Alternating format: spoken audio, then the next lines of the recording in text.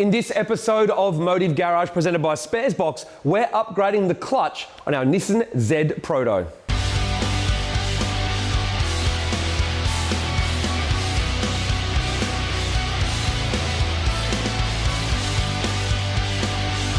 So the question many will ask is, why do we want to upgrade the clutch on a car that is near new and only has 2,000 kilometers on it? Well, the easy answer is, quite simply, we have more power in the car.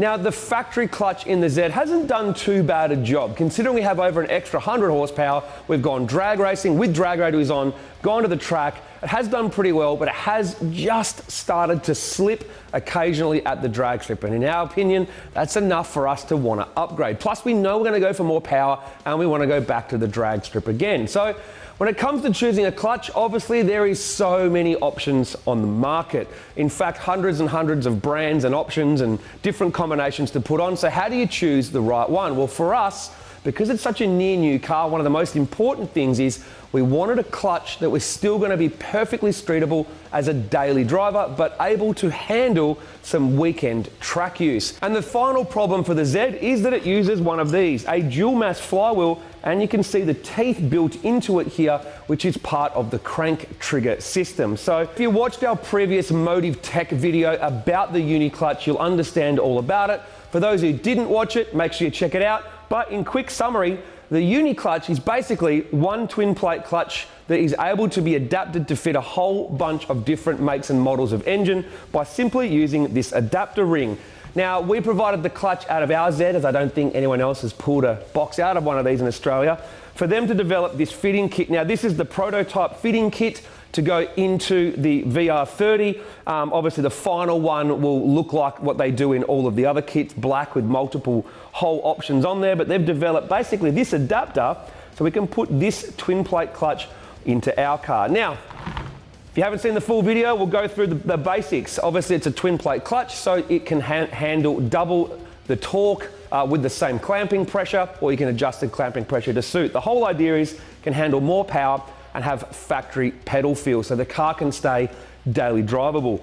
They have springs in the dowels here to stop vibration, that rattling sound that you get on a twin plate when you put your foot on the clutch, and they have a 4-stage dampening system inside, which makes for much smoother engagement compared to just the normal 4 springs that you see inside a sprung clutch. It's a really cool design. If you haven't seen the full video, go and check it out. But essentially, we worked with UniClutch to develop the kit for the Z. We're going to put it in, see what it drives like, and then test it out on the track in future episodes as well. So let's do it. Let's get this thing in.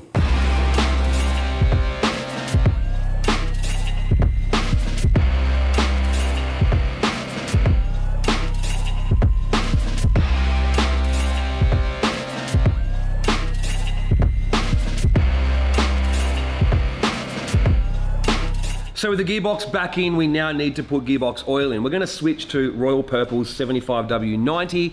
All the research I did shows that with this 6-speed box, you have to use a GL4 or a GL4/GL5 oil. You can't use GL5 because apparently it does damage to the brass inside the gearbox. So Royal Purple's is a GL4/GL5, slightly thicker than what you get from Nissan. Nissan uses 7585, we've gone 7590, but just remember the second number only matters when it's hot. And what do we do with our car? We race it. This is Motive video, right? So this number being a little bit higher is actually good for us, so it helps be a bit more stable at higher temperatures when we're racing the thing. So let's get it in.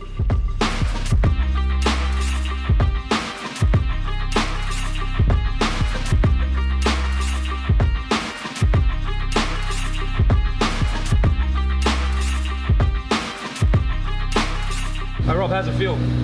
Stock clutch. Stock clutch? Yeah, that's what it feels like. Doesn't feel any different. Does not feel like a twin plate. Put your foot in, no noise. Listen.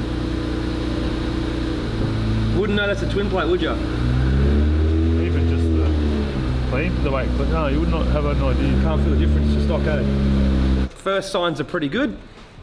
Feels like factory. No rattle on the twin plate, but obviously until I drive it, it won't know, so let's go.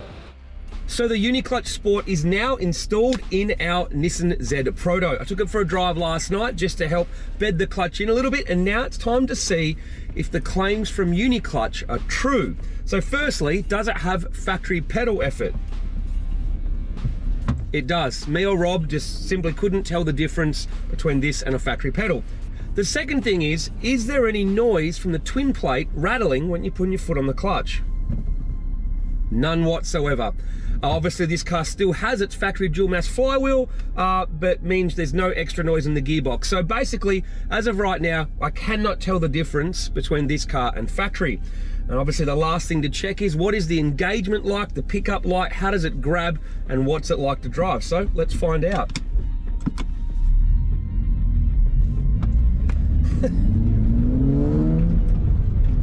Honestly, taken off, didn't feel any different to factory at all.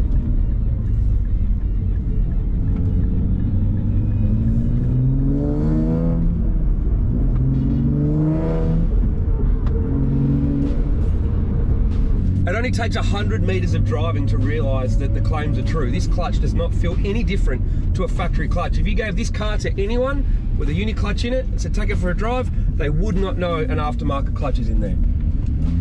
Let's see what it's like with some spirited driving, shall we?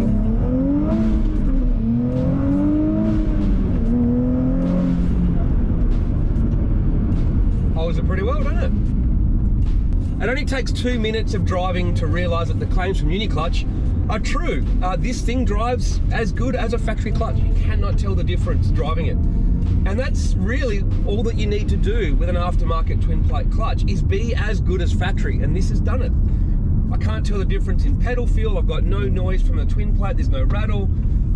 It drives mint. The engagement's as smooth as it gets for a clutch. I cannot fault the way that this clutch drives at all. And obviously the last test is just, can it handle the extra torque? And obviously we need to take it to a racetrack to find that out, which we will be doing very soon. So make sure you subscribe, stay tuned, and we'll get our Z back on track on the circuit and drag strip very soon.